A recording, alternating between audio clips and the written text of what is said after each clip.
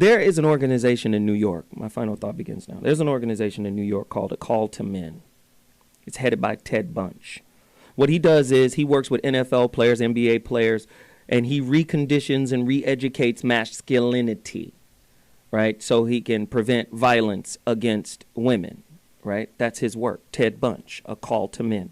Vanessa Williams, the dark one, right, from New Jack City, is an advocate of his work. I'm an advocate of his work. And listen, not only am I an advocate of his work, but I need his help, you know, because he's helped recondition my thought with regards to women.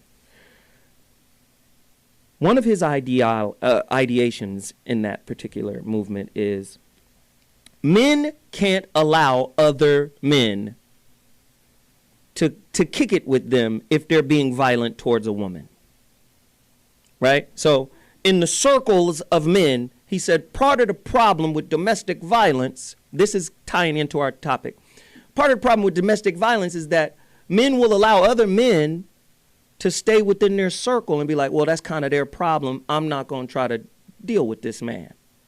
I'm saying we should take the same model when it comes to white supremacy. White people should not allow, Dr. G shouldn't allow bigotry in his circle. Do you understand what I'm saying? Because I know behind the veil, when y'all with each other and y'all talking, some of that bigotry comes out. Some of that racism comes out. And I'm saying in order to achieve any level of balance and peace between peoples, the people in power are going to have to check the other people that are within their circle and say, no, no, no, no. We're going to always be at war with black people. We're going to always be at war with those who have less than us. If I let it slide, if I let your bigotry slide, if I let your racism slide. Bobby doesn't agree with that. I say in order to have peace, we're going to have to destroy all of the stereotypes that white supremacy has built to prop itself up to remain superior and important. You know what that means? This might hurt Dr. G, but I love him. I mean it in truth. Jews got to stop claiming that they Jews. You know who you are historically. You're Khazars from Khazaria. You're not from that land. Egypt, the Gaza. That's not you. Most of the people there genetically that are in Israel today are genetically Polish, Russian, right? You're white people claiming to be holy in the Holy Land, fighting the indigenous people over there. And when you look at the Arab, this is why Rupert Murdoch can come out and say, wait a minute, the Egyptians were white. What are you talking about? It's the social narrative that is the devil in America. And until white people stand up and say, you know what, we got to stop that, right? White Jews are as Jewish as Columbus was American. As Columbus thought he's not, Columbus, you know, it's a lie. And what happens is they perpetuate the lie so they can stay in power. And I'm telling you niggas, because you're going to be niggas as long as you bootlick and kowtow to the lie so you can have your moment in your space of comfort out the way. Right? As long as you roll with this philosophy so your cable bill is paid. Right? So your car note and your insurance is paid. As long as you consider yourself successful by his standards. Do you understand? We're going to always have this problem. The affluent niggas ain't said shit about Michael Brown. They ain't said nothing about Trayvon Martin. And all they got to say when they do open their wicked mouths is fly right. Get with the program. Pull your pants up.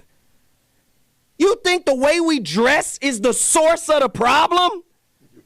What the fuck? Please understand what I'm trying to say to you right now.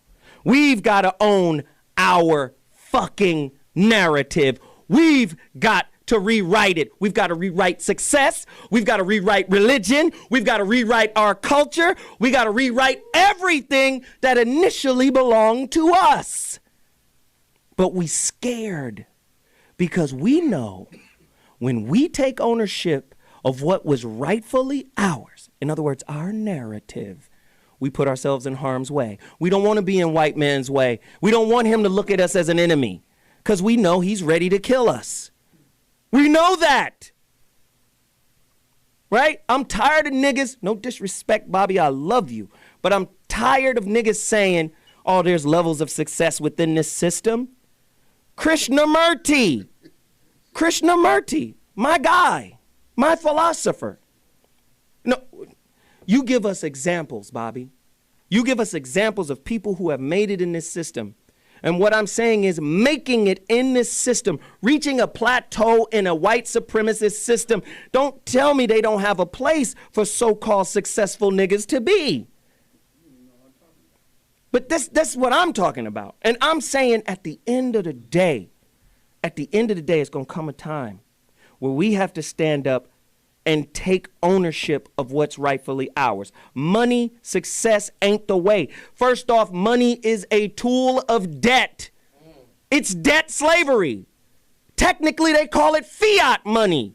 We know it's fake. So when I hear the affluent say, get an education, which is devoid of you not in education. Most African American students, regardless of a level of education, you could go to Harvard, you still don't read as well as a white man. That's proven. You still don't read as well as the white dude at Harvard with you. He's 4 years better at reading than you are. Do you understand? You're not in the education picture. You're not in the education narrative. You're not in the religious narrative. You are a participant. And when they get sick of you participating because you uncomfortable with your current status and you decide to stand up, guess what happens to your ass? They're always in that position because you're always willing to play ball. Yeah. Now, when you stop playing ball and you create your own fucking game, that's when you move into harm's way. Charles Barkley, Stephen A. Smith. That's when you move into harm's way. Listen, Harry Belafonte, Farrakhan, Martin Luther King, they all said way back when, we are integrating our people into a burning house. And you got niggas still running to put out the flames. Yeah. No. Let it burn. Fire, in a spiritual sense, is a purifier. You want to be mad because Exodus is out and Christian Bale is playing Moses? This ain't the first time this bullshit done happened. Right? Who played, they did a movie called The Mahdi. It was about the Mahdi of Sudan. Who played the Mahdi? Sudan is Africa, South Africa, Central Africa, right below Egypt. Who played El Mahdi? Arabic word, El Mahdi, El Mahdi, the guide. Who played this black man from Sudan? Tom Cruise. Laurence Olivier. They've been doing this shit for years. Your culture is there because you don't know it's yours. Right? It's theirs because you don't know it's yours. Do you understand?